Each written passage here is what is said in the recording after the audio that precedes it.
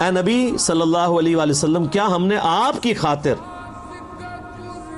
آپ کا سینہ کشادہ نہیں کیا؟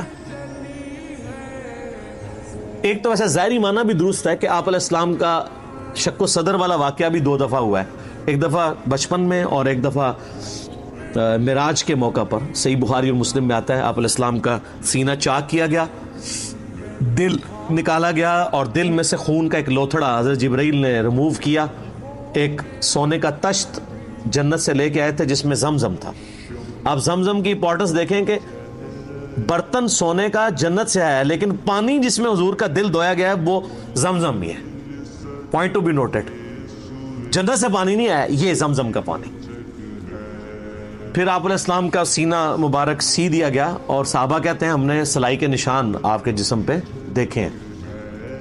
ایک تو وہ سینہ کھولنا ہے اور ایک اس کا معنی وہ ہے جو لٹریچر کی لینگویج میں لیا جاتا ہے، کہتے ہیں نا کہ جی میرا سینہ اللہ نے کھول دیا ہے۔ جیسے قرآن حکیم میں بھی آتا ہے کہ اللہ تعالیٰ جس کے ساتھ بھلائی کا ارادہ فرماتا ہے اس کا سینہ اسلام کے لیے کھول دیتا ہے، یعنی اس کو شرح صدر کا ہے۔ یہ شرح صدر کی جو ٹرم ہے وہ یہیں سے نکلی ہوئی ہے نا، شرح صدر، کھلنا سینے کا، یعنی بات سمجھ آ جانے۔ یہی حضرت موسیٰ علیہ السلام کی دعا جو ہے رب اشرح لی صدری، اے اللہ میرا سینہ کھول دے، ویسر لی امری، میرے معاملات کو میرے کاموں کو میرے لیے آسان کر دے، واحلل عقدۃ من لسانی، میری زبان کی لکنت کھول دے، یفقہوا قولی، تاکہ لوگ میری بات سمجھیں۔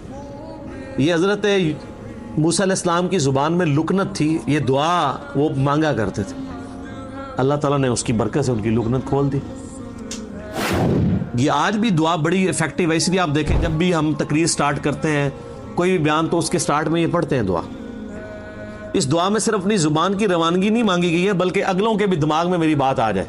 آپ تو بڑا اچھا بول رہے ہیں، سامنے والے کو سمجھ ہی کوئی نہیں آ رہی، یفقہوا قولی، میری بات بھی سمجھ آئے ان کو، یہ نہ میں بات کوئی اور کر رہا ہوں الٹ سمجھ آ رہی ہو۔ یہ بھی ہو جاتا ہے بعض اوقات لوگ بات ایسی کر رہے ہوتے ہیں بالکل الٹ سمجھ آ رہی ہوتی ہے۔ اللہ کی تائید نہ ہونا تو ایسے ہی ہوتا ہے۔ آپ لوگوں کے سنے عجیب و غریب لوگ باتیں کر رہے ہوتے ہیں، ویسے تو باتیں بھی عجیب کرتے ہیں کہ علماء کی بات نہ ان کا سر ہوتا ہے نہ پاؤں، صحیح بھی بات کریں نا بعض اوقات وہ بات کے پیچھے عظیمت نہیں ہوتی کہ آگے بات سمجھ بھی آئے، لیکن بعض لوگوں کو اللہ تعالیٰ نے اتنی عظیمت دی ہے۔ مثلا میں آپ کو مولانا اسحاق صاحب کی بات کرتا ہوں رحمہ اللہ تعالیٰ۔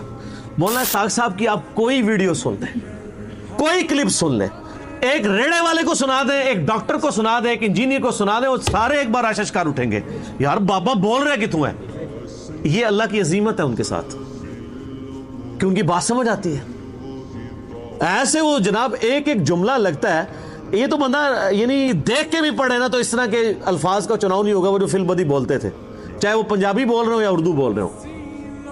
یہ اللہ کی عظیمت ہوتی ہے، تو اس لیے یہ دعا مانگی جاتی ہے کہ اللہ میرا بھی سینہ کھول دے، میری زبان کی لکنت بھی کھول دے تاکہ میری بات لوگوں کو سمجھ آئے۔ اور یہ جن لوگوں کی زبان میں لکنت ہے نا، فزیکل لکنت موجود ہے، ان کے لیے بھی یہ دعا بڑی افیکٹو ہے۔ رب اشرح لی صدری ویسر لی امری واحلل عقدۃ من لسانی یفقہوا قولی۔ یہ سورہ طٰہٰ کی شروع کی آیات ہے۔ تو نبی علیہ السلام کے لیے بھی آیا کہ ہم نے آپ کا سینہ نہیں کھول دیا۔ ووضعنا عنک وزرک، اور ہم نے آپ سے بھاری بوجھ اتار دیا، الذی انقض ظہرک، وہ بوجھ جس نے آپ کی پیٹھ کو بوجھل کر رکھا تھا۔ وہ بوجھ کون سا ہے؟ دعوت و تبلیغ کا۔ بڑی ٹینشن آپ نے لی کہ ظاہر ہے کہ میرے ذمے پہ بڑی ذمہ داری ہے میرے کندھوں پر، جو بخاری مسلم میں حدیث ہے آپ علیہ السلام پہ پہلی وہی نازل ہوئی، سیدہ خدیجہ سلام اللہ علیہا کے پاس آئے اور کہا مجھے جو ہے وہ کمبل اڑا دو، اور کب کبھی طاری ہوگی کہ اتنی بڑی ذمہ داری ہے میرے اوپر۔ تو حضرت خدیجہ نے کیا کہا کہ اللہ تعالیٰ کبھی آپ کو بے یار و مددگار نہیں چھوڑے گا، آپ مہمان نوازی کرتے ہیں، غریبوں کے کام آتے ہیں، حاجت مندوں کی حاجت پوری کرتے ہیں، تو اللہ بھی آپ کی حاجت پوری کرے گا۔ اور وہ سارا کچھ آ گیا، دیکھ لیں اللہ نے فرمایا الم یجدک یتیما فآوی ووجدک ضالا فہدی ووجدک عائلا فاغنی، یہ سب کچھ اللہ نے پھر کیا نا۔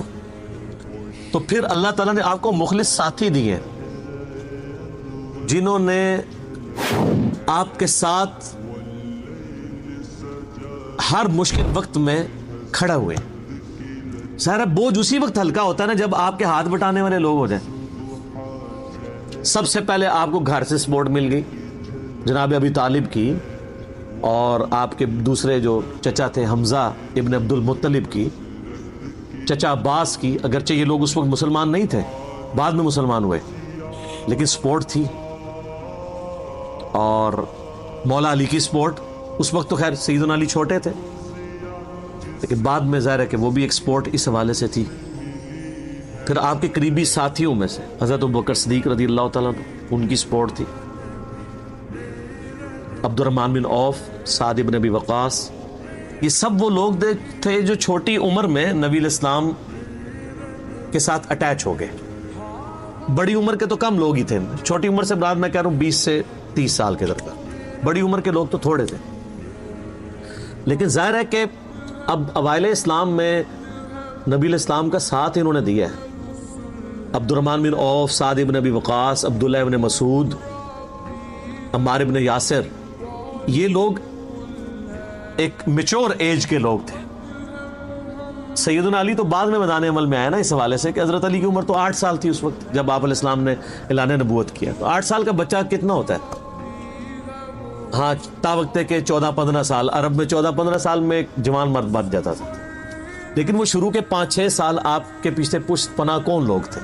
آپ کے چچا تھے، آپ کے قریبی رشتہ دار تھے، بنو ہاشم تھے، اور یہ وہ لوگ تھے جو نبی علیہ السلام کا ساتھ دیتے تھے. تو آہستہ آہستہ اللہ تعالیٰ نے پھر بوجھ ہلکا کیا، حتیٰ کہ آپ دیکھ لیں حجۃ الوداع کے موقع پر آپ علیہ السلام کے سامنے ہزاروں لوگ موجود تھے، اور آپ نے ان کو پھر گواہ کیا کہ میں نے اللہ کا پیغام تم تک پہنچا دیا ہے، اب یہ تمہاری ذمہ داری ہے. بخاری مسلم میں آتا ہے جو یوم النحر کا خطبہ ہے اور یوم عرفہ کا خطبہ، کہ تم اس پیغام کو دوسروں تک پہنچانا. سب نے تصدیق کی کہ آپ نے پیغام پہنچایا. تو پھر نبی علیہ السلام نے 3 دفعہ یوں آسمان کی طرف انگلی اٹھا کے کہا، اللہم اشہد، اللہم اشہد، اللہم اشہد، اے اللہ گواہ رہنا، گواہ رہنا، گواہ رہنا کہ میں نے اپنے کندھوں پہ جو بوجھ تھا وہ اپنی امت کو ٹرانسفر کر دیا. سر پھر امت نے بھی تو حق ادا کیا ہے نا. اسلام تو عرب کی سرزمین تک تھا، لیکن آپ علیہ السلام کی وفات کے بعد پھر جس پیشن کے ساتھ صحابہ کرام نے اس دین کو پوری دنیا تک پہنچایا ہے، ود ان فیو ایئرس کتنی بڑی چینج آئی ہے. پورے یعنی پیشن کے ساتھ، حالات و واقعات فیوریبل بھی نہیں تھے، عرب کے قبائل بھی مرتد ہو گئے تھے، پھر بھی اس دعوت کو لے کے اٹھے ہیں. اور کس طریقے سے رومن اور پرشین امپائر جو ہے وہ روندی گئی ہیں بڑے لمیٹڈ ریسورسز کے ساتھ، اتنی بڑی بڑی سپر پاورز.